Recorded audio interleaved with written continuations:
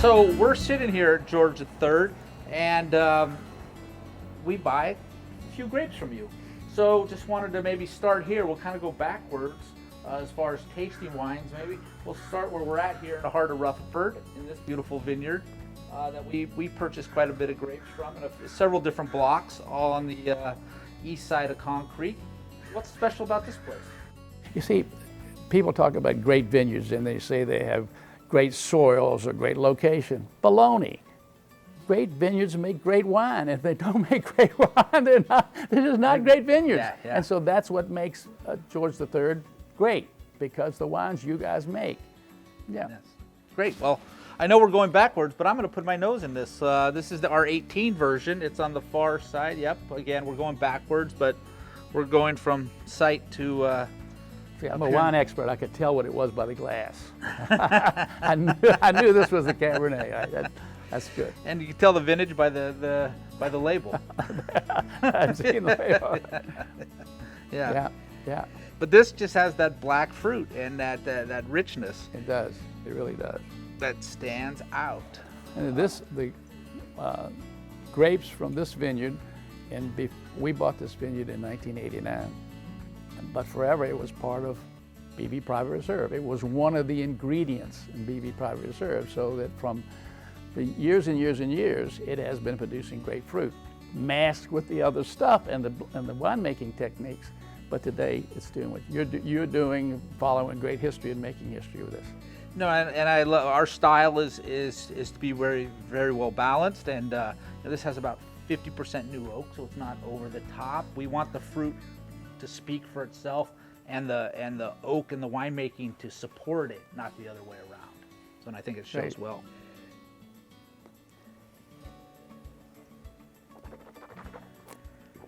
People say, and I kind of love to hear it, people say, well, wine's made in the vineyard. Well, it's not. You've got to have good grapes to start, but winemakers make wine. Vineyards don't make wine. And so these ingredients have come to you, and then you've made great wine out of it. But as a winemaker, I can tell you, it's sure a lot more fun when you don't have to do much than you have to do a lot. And I always refer to that kind of like a teacher. You've got your A students, they're pretty simple. You know, you give them a project, they do it.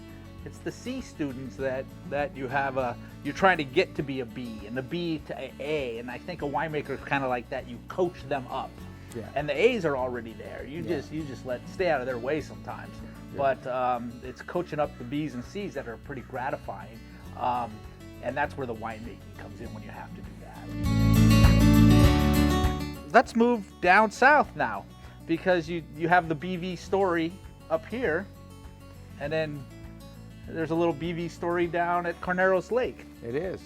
And we're big fans of that vineyard also, in both Chardonnay and Pinot Noir. Yeah. And we buy quite a bit. It makes good portion of our wines, and a couple vineyard designates also of both varietals. Yeah. So tell that story, how you acquired that and why that piece. And you know, down where you get the Chardonnay, it's close to the San Pablo Bay, and it's cool.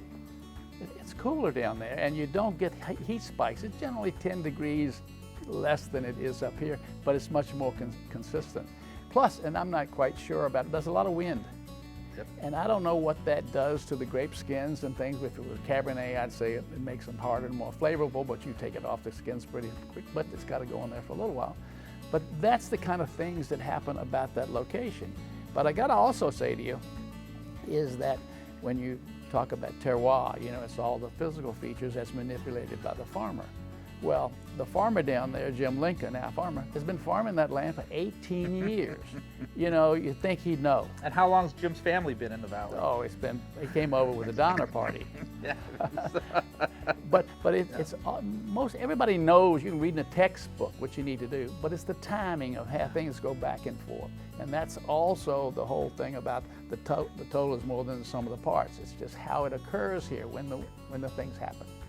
Great. Well, we're so happy to have that fruit, and again, it's one of the A students that make my life a little bit easier. Helps me keep my job. So thank you. We're just in business of trying to keep you happy, Todd. It's just keeping you happy. No, it's been working. If we can keep you and Leslie and Rich happy, life is good.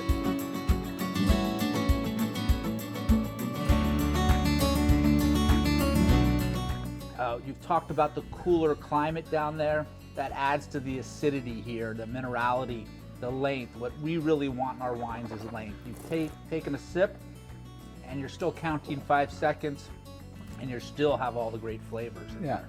So that's what we're really looking for, balance. It's not gonna be one-dimensional wine that sticks out in any one way. It's a classically made wine. And then what I think we are the first to do here in the old BV5 is to come up with a Beckstoffer Pinot Noir. Okay. Again, when we make this wine, you pretty much know within a month, is this a wow wine or a good wine? You know, I think I'm very proud and lucky, fortunate.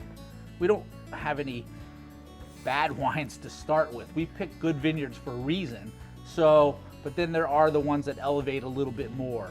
And this is definitely one of those vineyards that elevate it. And they both have your name on it. And that must make you pretty proud to have, I don't know how many. I don't know if do you know how many wines have your name on it? They're mostly Cabernets, but Yep. there's a few from different vineyards.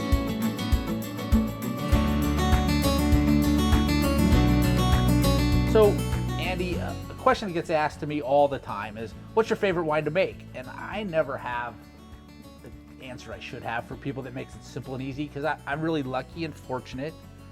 I get to make all types of wines. I mean, we make sparkling wines, we make the classic still wines, French varietals, we make some late harvest style wines. So, and depending on when I'm opening them, they're all my favorite, like kids. But for a grower, do you have a favorite grape to grow?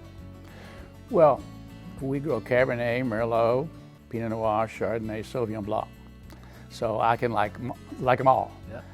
I mainly like wines made from grapes we grow. It's really hard to do that.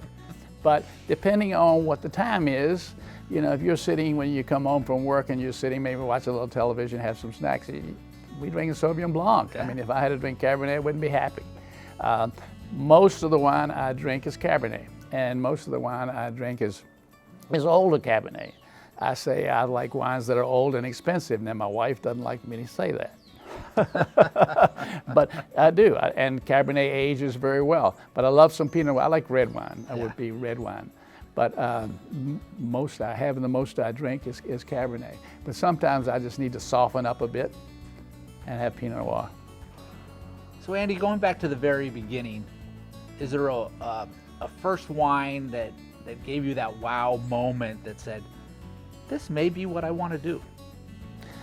Well, I'm not sure about that, but the wine that I remember, and I was in it a little bit at the time, would have to be, and again, I came out here with Beaulieu and worked with Chelachev, and I grew up and my palate was developed with BV Private Reserve. And so one of the first vintages I was involved with was 1970, when we had that major frost, and I would ride around with Chelachev changing heat, vineyard heaters and things like that. Pots. The smudge pots. And so when a little bit later, when I was drinking that wine, again, it's not just about the taste of the wine, it's all of those memories. And so that was just an epiphany, whatever, but it was something like, hey, I'm gonna stick with this. I'm gonna stick with this.